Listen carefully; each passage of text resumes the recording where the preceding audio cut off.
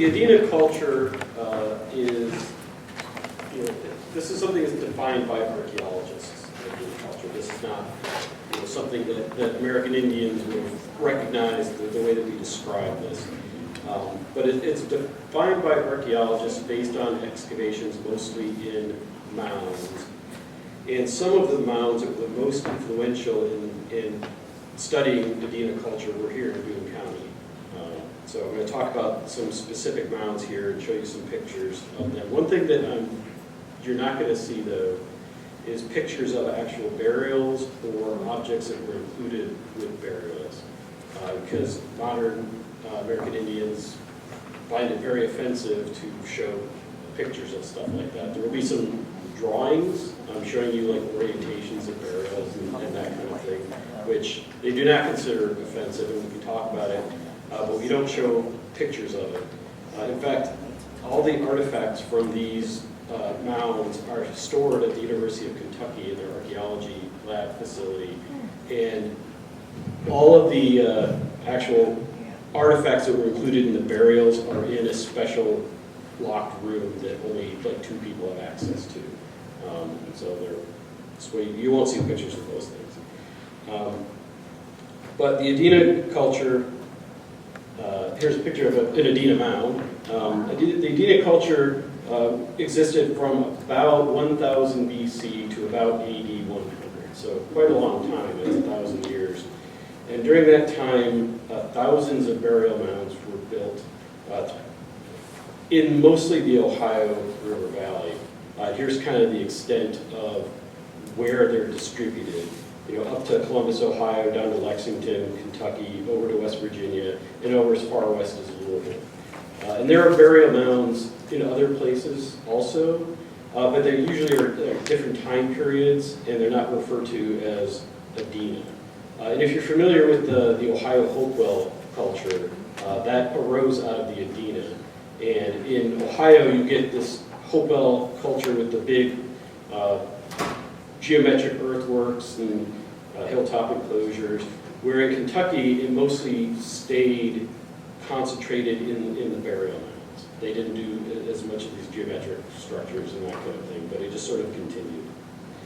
Now, one of the things that people ask a lot whenever we talk about cultures, archaeological cultures a long time ago, is who were they, or like what tribe would they be affiliated with, that we recognize nowadays.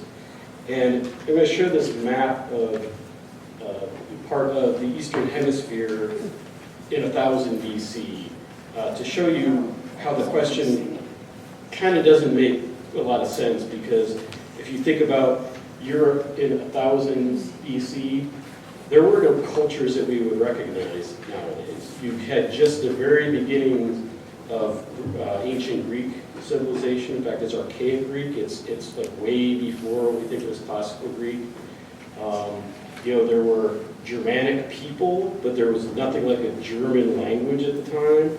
And even when you get to the end of the Adena period, AD 100, now you have like Romans, but they weren't Italians, and you had Germanic people, but they were like the Goths and the Visigoths. So they weren't anything that we would recognize. And there was nothing close to English at that time. So when we talk about cultures this long ago, you can't really tie them directly to cultures now. We do know that the people who built the Adena Mounds are direct ancestors of Native Americans who are around today. We do know that. We just don't know, where the people moved to. Maybe they stayed here, maybe they moved around. We don't know. And one of the reasons we don't know is, nowadays you could do things like DNA studies and kind of learn about that, but Native Americans don't want to do that. They don't want destructive tests done to their ancestral remains. So that's why we don't do it. So like I said, most of what we know about Adena came from studying these mounds. But we've also done a lot of work on sites that aren't the mounds, so we know a little bit about what their daily life was like. This time period is one of a lot of change in North America, and actually all over the world. It's the beginning of when people started to cultivate crops. So before the Adena period, people were almost exclusively hunter-gatherers, and they moved around a lot, usually in small groups. Sometimes during some seasons they would congregate into bigger areas, but they're fairly small groups. And during the Adena period, people started to grow native cultigens, native domesticated plants, like sunflower, a plant called goosefoot, which you probably have growing as a weed in your yard in the summers, maygrass, a variety of plants. And that encouraged them, once they had that, encouraged them to sort of stay in one place a little bit more. And they still moved around. They generally lived in a little house sort of like this, where a nuclear family would live, or maybe a nuclear family and some elderly parents. And there would be several of these houses in the same vicinity. So it wouldn't be like a village, it would be a sort of, we call them hamlets when we talk about them, but it would be like a series of these houses, each on, say, an acre or two of land, and then it's sort of like we have in rural Boone County now. You've got a house, 3 or 4 acres, or 10 acres, and then another house. And they would live in this house for a good part of the year and have a little garden, and then they would be going out and doing what we refer to as a seasonal round, where they'll be, as it shows on here, part of the year they'll be working with their native plants when they can harvest them. Some times of the year are really good for going out and gathering berries. Other times it's nuts or game. So they have this seasonal round, but like I said, they're starting to stay in one place more and getting more of a connection to the land, and that'll be really important when we talk about why they would have built these mounds and done the kinds of things they did in them. So in Boone County, there are today dozens of mounds, and if you know what to look for, you can see them when you're driving around. There's some up by Petersburg you can see from the interstate. But like I said, there's certain mounds that were excavated that taught us a lot about Adena culture, and these mounds were excavated in the 1930s. So during the Depression, the Works Progress Administration was a organization that the federal government ran to basically give people jobs.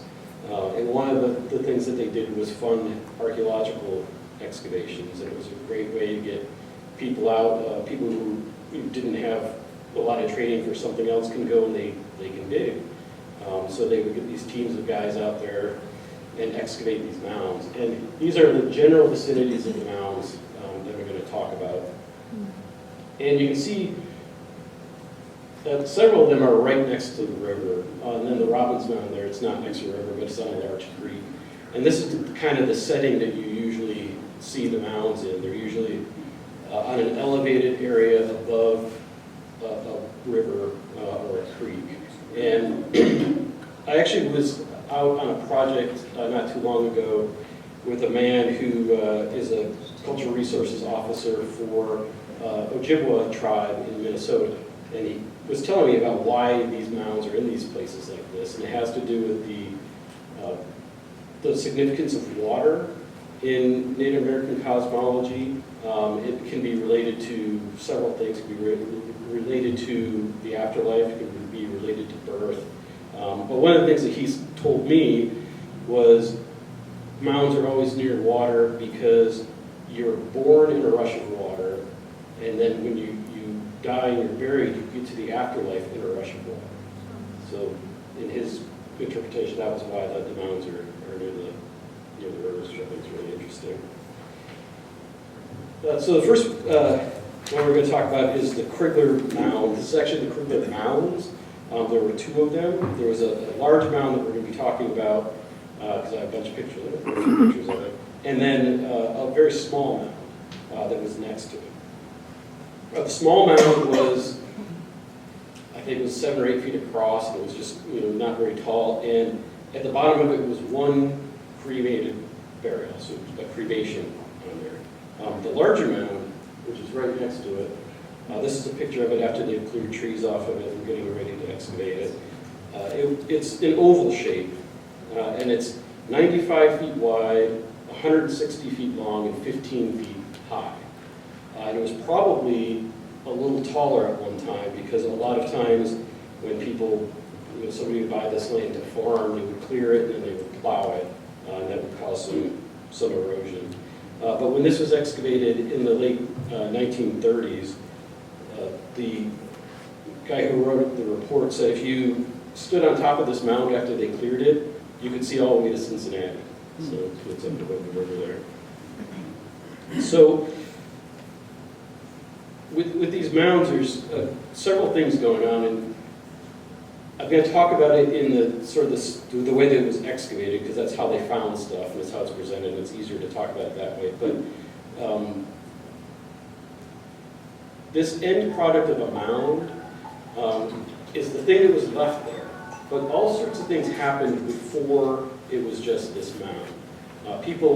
The mounds are usually in locations that people used for a long time before the mound was there. And we know that because they built the mound out of soil that they took from nearby often, and there's artifacts in it that predate the mound. So there would be a camp there, or a village, or a significant place. And then when you get to the bottom of the mound, there's always evidence of some other type of ceremony going on. And you'll see that when we get to the bottom of this one. So here's a picture of the mound being excavated, and you can see some lines here. And these are stages of the mound being built. So there was a mound here that was covering something that we'll talk about in a minute. And then they buried somebody on top of this mound. And then they built another mound over that. They buried somebody here, and they built another mound over that. So while they were excavating the mound part of it, they found 3 burials. One is a full burial, like we would bury people nowadays. He's lying on his back with the arms to the side. And then there was one cremation, which they did on top of one of these mounds, and then an isolated skull. And I'll talk a little bit, you'll see several times we're going to have burials that are partial or moved from someplace else, and we'll talk about why that would be. And this is a great picture, because this shows all these little shapes that you see there. This is a close-up of the wall while they were excavating it. And all of these shapes are individual basket loads of dirt. So when they built these mounds, they didn't have shovels and wheelbarrows. They would have baskets and a stick. And you would go and start digging soil out of a stick, scoop it up with your basket, and take it over and put it on the mound. And that was how the mounds were constructed. So at the base of the mound, most of the mound's been removed. You can see, a little bit of it over here. Underneath the mound was this circular structure. And when they built this circular structure, before they built the mound, they came out and they removed all of the topsoil so that they exposed just the clay, like I'm sure you have in your yard, like I have, and it's horrible and it's really hard, but it makes a great floor for doing things on. In fact, it's kind of impermeable, the water just pool up right on top of it. So they removed all the topsoil to create this clean floor and built this structure here. The structure is 56 feet in diameter. And each of those little dots here is a post hole, and they're in pairs. So they put these posts in the ground. And for a long time, archaeologists interpreted this as a house. And we know now that it's not a house, and we'll talk a little bit later about what it is. But many of the Adena Mounds have a structure like this under them. This one is unique because it has over here, see my pointer, over there on the right-hand side, it has a platform that was built. And it was built of clay. If you've ever dug a hole in a very wet area and you come up with this clay that's like grayish blue, and it can be like a really bright blue sometimes, that's what that platform was built out of. So they went down to the river and dug up this clay and built this platform, this particular type of clay with this particular color. And there was some kind of ceremony happening here, other than just the burial, because this was like this for a while, and there was some sort of covering over it, probably not a full roof, but maybe some sort of shelter over it. And after using this structure for a while, they then set it on fire, and whatever was covering it, probably like some grass type roof or branches, collapsed down and created a layer of ash over the whole thing. And then, after that, on this platform, on the right-hand side, it was a burial. So they buried somebody after they had burned the roof, and then a series of cremated remains, we don't know how many people would have been involved because they were just burned too much, were put in between where the platform is, and you see the 4 holes in the center. So, you know, just in this one mound, we've got cremations, we've got a burial that was placed on top of this platform, and the archaeologists who excavated thought, based on some patterns of how the bones had moved around, that it had been exposed there for a long time. You know, so then they built a mound over it, they buried somebody else, they built the mound, they cremated somebody, they built the mound. So it's a whole series of things that have gone on here to get to this end point. Now, one of the, I'll show you this, so here's a drawing that shows that structure. You can see the post molds and the burial up at the top. So, you know, I mentioned that archaeologists thought for a long time that this was a house, but you can see this post slants out slightly, and it'd be very hard to build like a solid roof over there. So we interpret these now as probably some type of enclosure, and I'll show you some modern examples of something similar shortly. So the next one's a Hartman Mound, and you notice right away we're going to see something very, very different with this mound. This one was 60 feet diameter and only 3 feet high. But you can see it's been farmed, and they think it was eroded quite a bit. It was probably, you know, 6 or 8 feet high and just spread out from the erosion. But even with the erosion, there are at least 6 burials just in the mound fill itself, including 4 cremations, an adult, and then an infant was also buried in the mound fill itself. And this is underneath the mound. So the mound, after they excavated it, instead of having a structure like we had in the Crickler mound, they had dug this pit here, heaped up the dirt around the pit, and then created like a pavement all the way around it with these big limestone slabs. And then there was a burial in the pit. And you can see just a little stain there that was there after they excavated the burial, so you can sort of get an orientation of it. But what they seem to have done was have this, they buried this person here, probably left it open for people like you would have a visitation, you know, nowadays. Probably left it open for a while and had this pavement all the way around the actual burial for people to walk on to go see the burial. And then closed this up, built the mound, and then over time had a couple other burials within the mound. So the third one is the landing mound. So this is a picture of it's the white thing in the background. This is taken in the late winter. They cleared the trees and there's still snow on the ground. And in the landing mound, so the landing mound was 60 feet in diameter, it was about 7 feet high.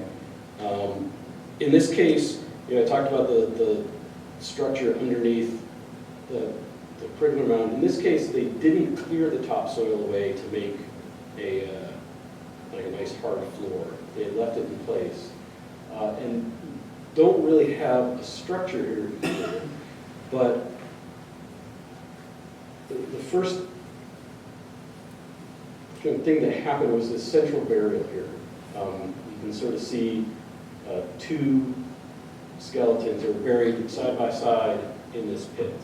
And then they seem to have sealed the pit up.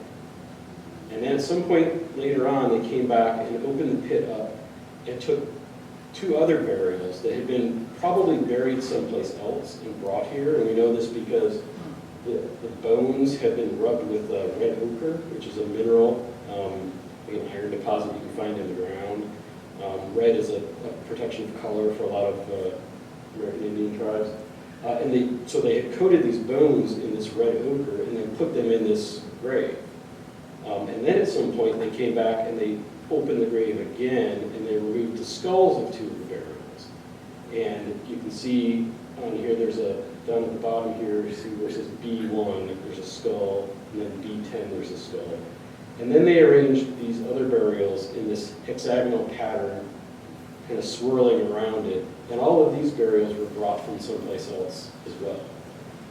Again, they were like rubbed with red ochre, and it's kind of amazing because some of them were moved from someplace else, yet every single bone was there, like down to the toes and everything. And then some of the others, you can see there's just a person who's just the extremities, the lower extremities, a person where the ribs and stuff are missing. So again, you're seeing a lot of different things happening. All these mounds are very close together. They're all within Boone County, yet completely different things happening at each of them. So the Riley Mound, there's a picture of the Riley Mound before it was excavated. This one is 60 feet in diameter. It was about 6 feet high.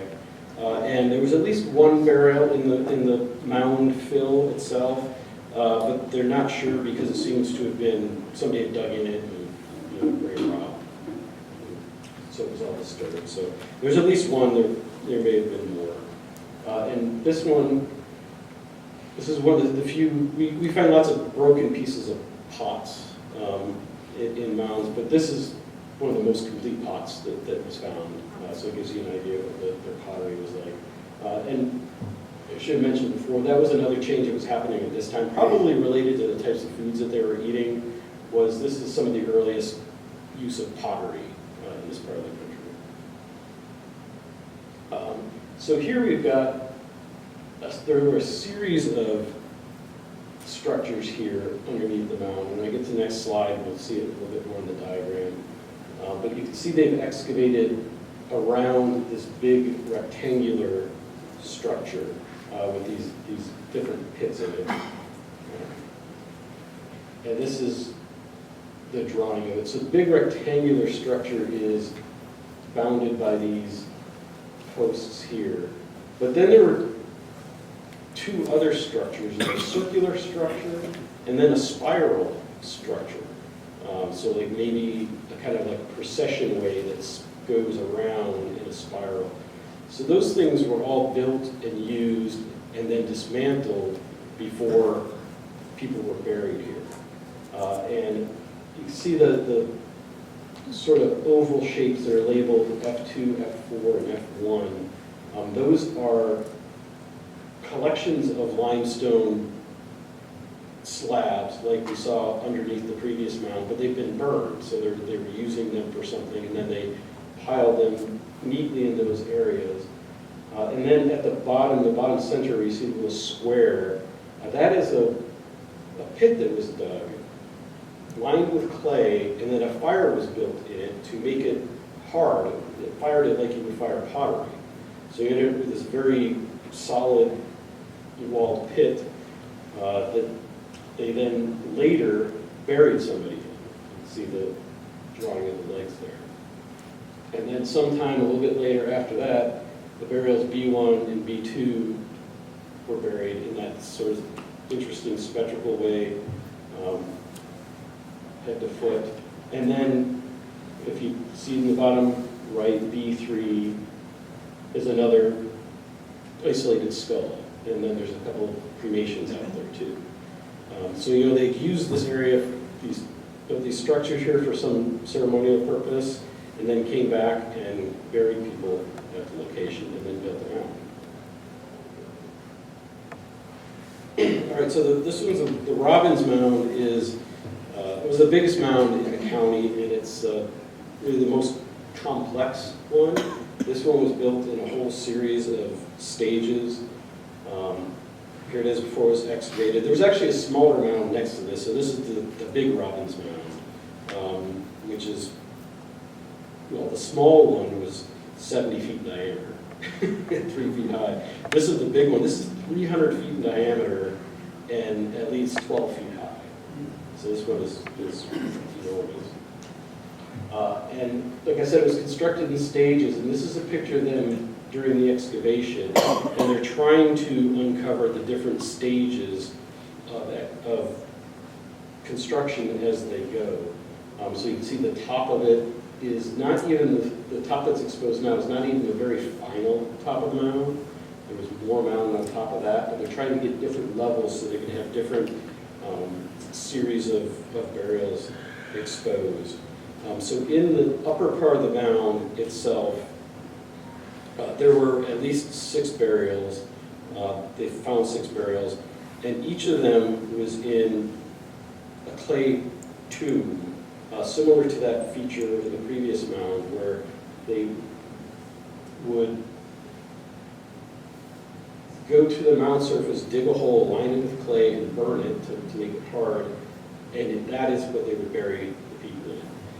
And in a lot of these mounds, the people would be buried with maybe a few things, a couple of tools, like a flint knife or a bone awl or something like that. This mound, there were a lot more accoutrements buried with people. There were, I'll talk about them in a second, but one of the interesting tombs that was in the upper levels of this mound was a double burial. There were 2 people buried in it, and they were buried with their arms around each other. And then one of them was wearing a belt that had shell beads all on it, and then an armband with shell beads. So, when they found the grave, you could see all the shell beads around there. So here's a picture of the stages of construction. You can see the basket loading again. You can see the different shapes. And then you see they've drawn lines over different stages of mound construction. So there's the bottom part here, and then here is where they dug into the top of that mound to make a tomb, and then they buried it. And then here's part of another stage. So they just kept building it up there. So at the end of it, they had a kind of conical shaped mound, but at different stages of it, it would have been kind of lopsided, or been taller on one side, or have someplace excavated into the side of it. So it was someplace that they were going to over and over again. And here's a photo of the structure that was built under this mound. And again, the topsoil was removed, so they got to the clay floor. And you can see this one's quite similar to the one from the first mound that we looked at. It's a circular structure with posts. And there's a couple different diagrams of this one. So one of the interesting things about this is we call these sub-mound structures because they're under the mound. But this one in particular the mound is not really on top of it. It's just kind of in the same place because you can see the edge, that arcing shape, is actually the edge of the first mound. So they had this structure here and they built the mound, but they didn't build the mound to cover the structure necessarily. It's just in the same place that the ceremonies were being. And then you see there where it says outline of area of heavy concentration of burnt bones. That is a deposit of cremated remains that was probably brought from someplace else. There were at least 100 individuals represented in this collection of remains that were then placed on top of this floor, probably after the structure was dismantled. And then this is sort of a representation of where all the burials were looking straight down on it. So you can see the sub-mound structure there, the circular post-hole pattern, and then where the various burials are. And these burials were a variety of different kinds of things. There were people in tombs on their backs, as like I talked about before, there were cremations, and the same thing was going on down on the bottom. So people are being treated in different ways, and there doesn't really seem to be any rules for how people were buried. It's kind of an expression of the individual family or social group that was doing it. A lot like you have nowadays. Some people are cremated. Sometimes you have a big funeral or a funeral mass, and sometimes it's an MP. It's the same sort of thing seems to be going on at this time. And again, when they excavated down past where these structures were, you see again these posts slant outwards. And this is a drawing that was done based on the first mound that we looked at, the structure that we've been on it. And this was a drawing that was done in the 40s based on that excavation, and they're trying to hypothesize how this house would look. So they had this drawing for a long time, and then somebody actually tried to build this house. And what happens is it works great until you try to put the roof on it, and then it slides out. So probably what was going on was they were building an enclosure, and maybe it had a screen around it like that, maybe it didn't, but it can be an enclosure that encloses a space symbolically, and it doesn't have to like obscure anything. So here's a couple of historic photos of American Indian structures. The one on your left is what's called a Midwewin Lodge, and this is an Ojibwa practice. It was a sort of call it like a secret society, but it was a group of people who would get together and do certain ceremonies, and they would build these houses to do it in, and it was just the frame. They wouldn't cover anything. Sometimes you'll see, in modern days, if they still have this practice, sometimes maybe the bottom half of it will be covered with either branches or grasses, or sometimes just a red cloth they'll wrap around there. And it creates a ritual space, and they'll dance through it and within it, but it doesn't necessarily have to like enclose anything. And then on the right, that is a picture of a 19th century Sundance on the plains, and you can see again they've got a structure that was built. And if we saw this, archaeologically, we would kind of be wondering where the walls were and stuff like that, but they didn't necessarily do that. It's there to enclose the space and mark it off as something significant, but it doesn't have to hide it. So that's probably what was going on with those structures, because we know they couldn't support a roof. They might have had a roof on part of it, kind of like a sunshade or something like that, but again, it was just a ritual space. So, we talked about these mounds here in Boone County. I spent a lot of time looking at artifacts from these mounds and the records from when they were excavated, and then mounds in other places in Kentucky and outside of Kentucky. And what I can tell you is the variety that you see here, the variety of the ways people are buried and how each mound is a little different, is true throughout everything. So whereas the Adena culture, we sort of define it based on the fact that they buried people in mounds, there were certain types of artifacts that people made, but there's just a tremendous amount of variety, and you kind of wonder, well, what was going on here? Why were they, some people were just buried in one spot, some people were brought around and moved around. And like I said, this was a time of a lot of change, people starting to settle down, staying in one place, kind of needing to have a little bit of tie to their land because they weren't going to be going from place to place. And it's actually something that we see all over the world in cultures when they start to settle down a little bit. If you go to Europe, especially if you're in like Ireland or England, there's passage tombs and like monoliths, big stones out as monuments in places. And those are from the same period of cultural development where you start getting the cultivated crops or livestock or something like that. So it seems to have something to do with ties to the land. And there's actually a historical kind of example of this kind of thing from 16th and 17th century North America.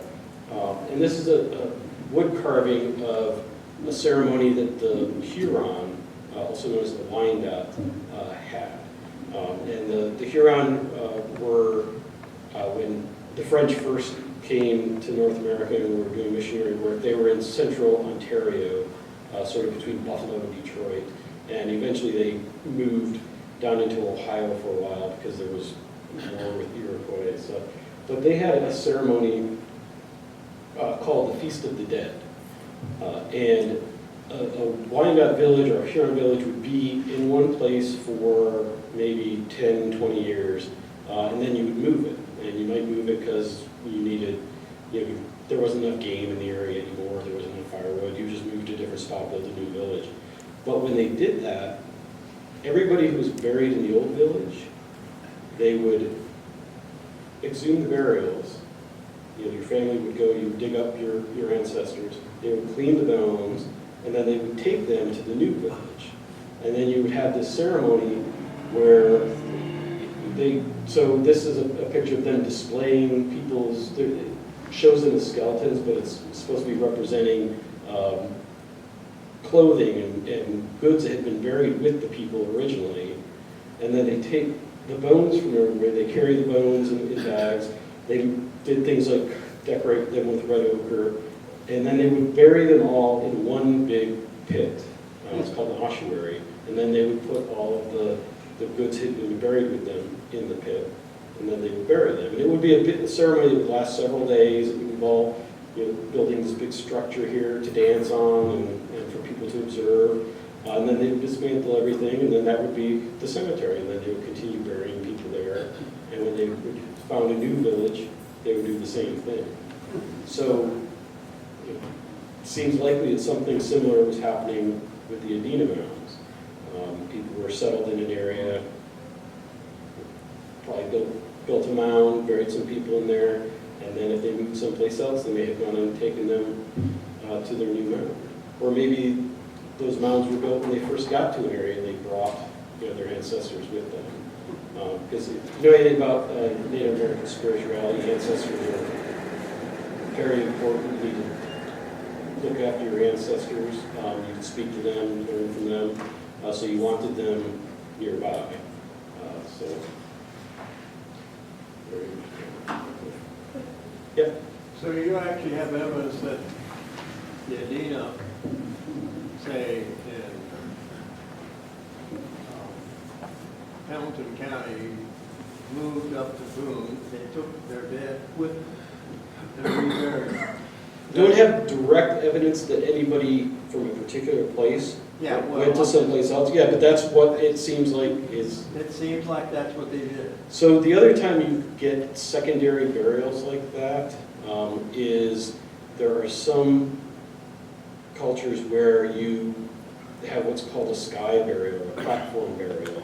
And especially in the winter when it's hard to dig a grave, you might just put somebody out on a platform and expose them to the elements so that in the winter you can go back and collect them and bury them. But in this case, because people are treated in so many different ways. But you're having evidence that there's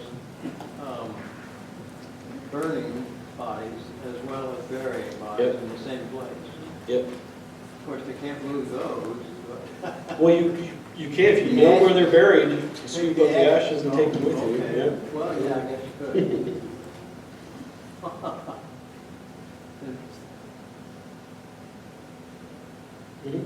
Would they possibly, this is just wondering, so if they could bury the body, they would bury the body, but if it was winter or something, maybe they would cremate them instead because they wouldn't be able to bury them possibly? Yeah, and they may have done that and kept them, in the house or something, and then, Yeah, the one thing, if you think about that, in that context, so that, like, at the Robbins Mound, where you have at least 100 cremations all at one place, that could have been an epidemic or, a terrible winter where you had lots of people die. So this is what, you do with archaeology, is you have your evidence that you can find, and then you look for parallels that you can document in other cultures and see if what you're seeing fits that. So I presented one, but what you're saying is another valid interpretation. Are there mounds in, I understand the mounds in this area, Ohio, are there mounds other places? Did different types of Indians do mounds also? Yes. Yeah, there are, sometimes they're burial mounds and sometimes they're not. I was just in Louisiana a couple weeks ago, and two of the oldest mounds in North America, they're like 9,000 years old. They excavated them, there was nothing in them. They were just mounds. Now, there are other burial mounds that even until like the 19th, 20th century, people buried people in mounds in some places. And then there are mounds that are not burial mounds, there are other types of ceremonial structures. Like in Kentucky, if you go to western Kentucky, there's a place called Kincaid Mounds, where they're temple mounds. So they built a mound and then there'd be like a ritual structure on top. Or if you go to Cahokia in Illinois, there's an enormous mound there that had a structure on top where there was, a temple or something like that. And there's also mounds all over the world in other places, especially, like I mentioned, in Europe. There's places you find them, kind of the places where they're preserved, they didn't get destroyed by development, especially like in the Eurasian steppe, in like Siberia and places like Kazakhstan. There are huge mounds with people buried in them, and chariots and all sorts of cool stuff. If you, do you know of any excavations or mounds around Big Bone Lick State Park? Well, Possibly for Indians or So concerning a Indians? couple of these mounds were very close to Big Bone, a couple miles away. I'm sure there were mounds closer. I don't know of any in the park, mounds in the park, but there have been lots of excavations done in the park itself. Be interesting to know if, I'm sure there were a lot of Indians around Big Bone Lick State Park. Yeah, Salt definitely. Lake and There all was that. actually a village there at one time. So it's kind of over where they have the activities for the Salt Festival. There's a big archaeological site there. Yeah. Can you tell from artifacts with the burial sites whether they were personal items or something that maybe they needed in an afterlife or some religious connotation? There was a wide variety. So sometimes it would be just a very typical thing like a flint knife or a projectile point, or like I said, an awl. There were some people that had big copper, called gorgets, like a big copper pendant, people with copper rings. Sometimes there would be stone gorgets. So sometimes it's decoration, sometimes it's what we would consider utilitarian stuff. But I know from talking to Native American people, and I think it's the same for us too, if we see something in an archaeological site, we think of it as a utilitarian, general use thing, but it could be a very personal item to them. Like I was working on a project recently where we found a very, and this is an area where there's lots of early historic American Indian activity. So there was like a American Indian family who lived near this place, and we found an old thimble like from the 17th century. And one of the American Indian people who was working with us immediately said, "Oh, well, that's the kind of thing that you would bury with somebody because it's their personal item, and they're using it to, make their powwow regalia. So that's not something that you would give to somebody else. It's something you would bury with that person. So even it could be something that we think of as utilitarian item, it could have very particular meaning. Sort of like you might bury somebody with their watch or something like that. So, Were there any other burial grounds around? And I'm thinking back to like 1990-ish, when the airport expanded. I understood that part of that expansion, there was an employee parking lot built across from Donaldson there. And in the back part of that parking lot, there was a chain link fence squared off. And the story was, in the center of that, where there were burial, it was an Indian burial ground, and the parking lot could not be built over that section. Is that anything that you can speak to, or? Yes, that's true. Okay, thank you. Yeah, and you know, there's other places in the county where there's similar things that have happened. There's places, you know, where they'll build a subdivision, and there'll be a mound on the piece of property, and they'll just leave it as green space. So I know there's a couple subdivisions up around Hebron that I've been back in where there's mounds in there. So, and you should know, since we're talking about this, in Kentucky, a burial mound is considered a cemetery, and it's a felony to disturb it. So, yeah. So are there maps or anything that tell us where these mounds are? I tried to look up, Google that Robbins Mound, and I couldn't find anything that would tell me. I got a sense that it was down South Boone County somewhere, but I don't know exactly where. Yeah, there is, so at the University of Kentucky, in their anthropology lab, they keep records of archaeological sites that have been identified. They have maps of them, but they don't disclose them to the public generally because they are concerned about people looting them. Like, not just burial mounds, but archaeological sites in general. You know, they're concerned about people going out and disturbing them. So, but there are maps. Now, the mounds, I don't know of any. I know in some places there are you know, just general publications about, oh, there's a mound over there, that sort of thing. But I don't know of any specifically for Boone County. Is there any way to tell the difference between just a hill and a mound besides the basket layers? But if you, like the ones close to Expressway, because it'll be flat and then all of a sudden there's a mound there. But is there, besides archaeological people checking, is there another way to tell? After you look at a bunch of them, you can just kind of tell. You just kind of tell the difference. It seems like they're generally the same style. Yeah, well, you know, it's a mound, so when you heat dirt up, it's going to kind of go into a certain shape.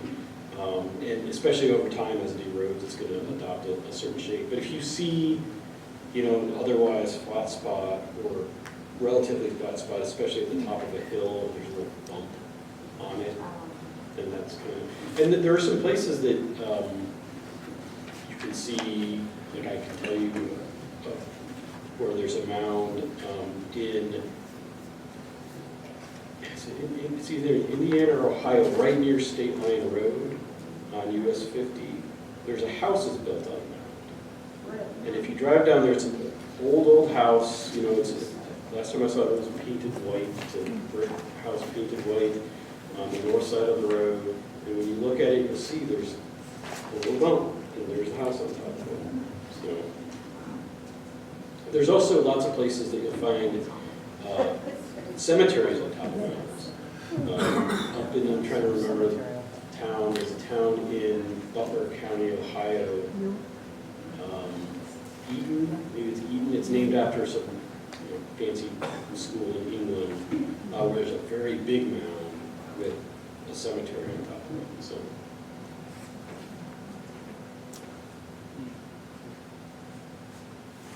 Yep. So how, I know when you do these archaeological digs, how can you tell that it's cremated remains? Are they encased? And like the one, you said there were 100 of them. I mean. So when you burn a body or burn bones, they don't completely burn. There'll be pieces of them left. And if you have somebody cremated, or you have your pet cremated, they actually take what's been burned and they run it through a grinder to make it a uniform consistency. But if you find a cremated person, there'll be pieces of bone, sometimes big pieces. And the reason we know that there were at least 100 people in there was if you take all of the identifiable bones and lay them all out, say you could tell that there were 100 pieces of left femur that didn't match. So you could tell that there were at least 100 people there. Now, if there were at least 100, there were probably many more, because there would be a lot that you can't recognize, because there's only certain parts of bones that you can actually identify specifically. So I'm sorry about the brain. Yeah, that's gruesome. Has anybody taken DNA samples from some of the marrow out of the bones in these mounds and compared the DNA to more modern tribes? There have been a couple of studies that have been done, but because the American Indians don't want destructive tests done to remains, they haven't participated, so there hasn't been DNA to compare it to. I've seen a couple of studies that were done on DNA from Adena Mounds, just confirming that they were generally American Indian. But like I said, they don't want these things destroyed. And I should mention, I said that all these burials and all these artifacts are at the University of Kentucky. There's a law that was passed in the 1980s called the Native American Grave Protection and Repatriation Act, what they call it NAGPRA. And it actually requires any facility that receives federal funding to try to identify living Native American communities to send burials and burial goods back to, so that they're not just sitting in a museum or on display. 30 years ago, you could have gone to a museum and they would have had Indian skeletons out. Now they don't do that, partly because of that law. But the museum, for example, at University of Kentucky, won't send these remains back to any tribe because no tribe has demonstrated that they're directly related to the people who were buried there, and they won't do it because they don't want to do the destructive tests that would be required to get DNA.